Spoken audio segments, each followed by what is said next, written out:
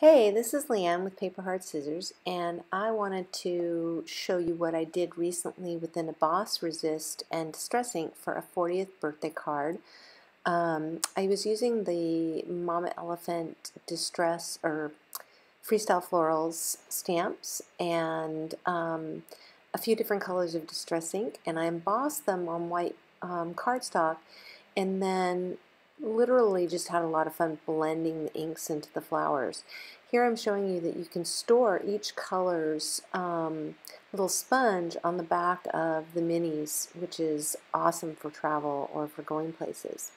So I started out with shaded lilac. It's really one of my favorite colors of the Distress inks, and I just think that that periwinkle blue lilac color is gorgeous.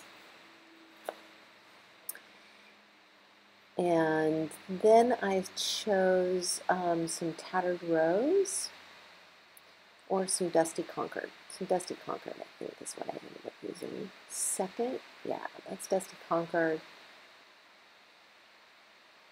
And you can see how just going around the outside, the outside edge of where it's embossed is really what defines the shape of those flowers. It's a really nice stamp set. The flowers are very, they're hand-drawn, and so they have a really nice shape, and they're loose, so don't feel like you need to be too stiff with your color. And I'm taking that Dusty Concord and I'm kind of adding it to some of the other flowers that are embossed onto the piece of cardstock. And then I'm taking Tattered Rose and kind of rubbing in with the Tattered Rose. And I sped it up a little bit here next so you can see kind of everything come to life. I never get tired of blending inks with the Distress inks. It's just so fun. I'm rubbing a little bit of, I think that is Broken China, and I'll list all the supplies down below and on my blog as well.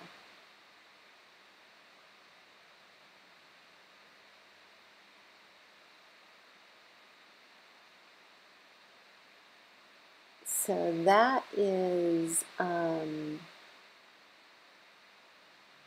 crushed olive, I think.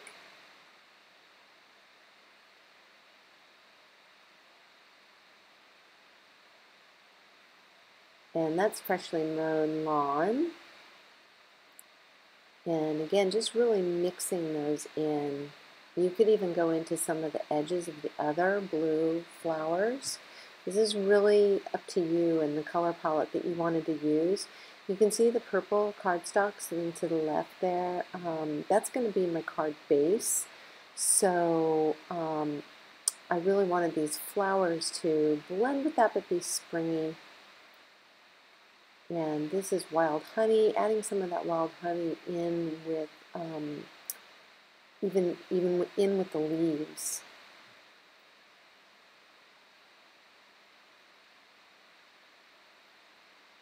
And then going back in with a little bit more shaded lilac.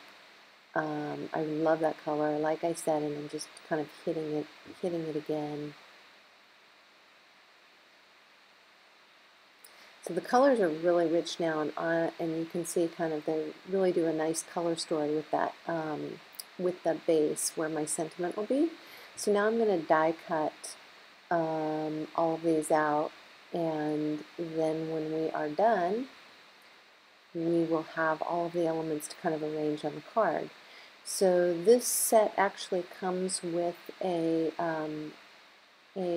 set of matching dies that are also from Mama Elephant. And I'm using an Evolution magnetic board, and so I'm going to actually put down 3 or 4 different pieces to cut out all at one time. And I'm using Post-it tape. They have some inexpensive Post-it tape. It's like Post-it tape at Target. It's actually for kids. It's in the kids section. And you can see that I just secure them down with that. I have no problem with it sticking or removing ink even after I have die cut them, which is really great. I've had a lot of problems with some of the other tapes. They haven't done that. They've stuck to the paper or they've pulled the ink up, and the Post-it tape really works great for this. So I'm going to speed it up again in just a minute, and then we'll go do the die cuts, and you will see that I end up with a lot of really beautiful flowers. So you can see those flowers just pop right out of there, and I can actually even use the tape again, and it doesn't damage any of the ink blending that I've done on the flowers or the leaves. So after you've got them all finished cutting out, if you want to use a little water and give them a somewhat watercolored look, or lighten something or darken something with a little bit more ink, now's your chance. I actually am using a distress marker there, and I wanted to darken the very center of that flower. And so, you know, there's a lot of different techniques that you can use. I'm going to move stuff around here and add a Heroes Art's sentiment to the panel, the front panel of the card. I'm going to ink that up with Versamark because I'm going to emboss it in white with white embossing powder. And then I'm going to arrange the flowers around the text. And I'm going to speed it up a little bit because I spend quite a bunch of time kind of just deciding where I want things to go and how I want them to frame the sentiment, what I want to be dimensionalized or not. And it's really part of the creative process. That's really one of the funnest parts for me. So I encourage you to kind of take the extra time to kind of lay your card out visually a couple different ways before you glue everything down and then decide what's going to be the highest. And the other thing that I wanted to explain to you guys is that you can also have the card be, it can overlap the card base, or it can be trimmed to the card, or it can be trimmed to that front panel. And it has a really different look no matter what you do. So now I'm going to start to glue the elements down that will be on the bottom layer. And I tend to do that a lot, actually. I forget to sometimes leave a little space for the leaves. So, but with this, I picked my favorite parts of the inked images and knew that I was going to cut off anything that, you know, wasn't my absolute favorite. And it gives you time to kind of position things and layer them in the way that you want, and get all the flowers in the order you wanted. I really wanted them to kind of tuck around that sentiment, and then I will add a few on top to dimensionalize so that a couple are really popping off the top of the card.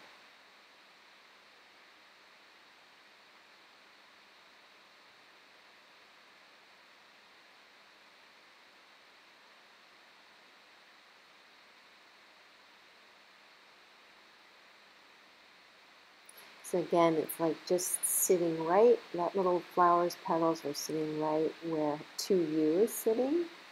And I love really kind of incorporating the sentiment into where the cutout pieces go.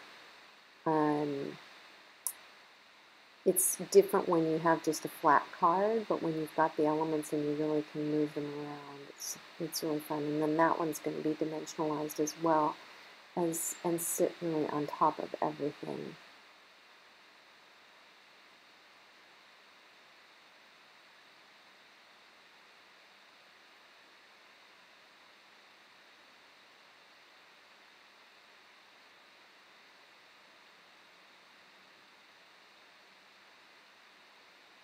And then I'm going to attach it to the card base. And you can see that I'm trying to make that decision. Am I going to cut it off at the base, on the edges of the base, or am I going to cut it off at the edge of the panel?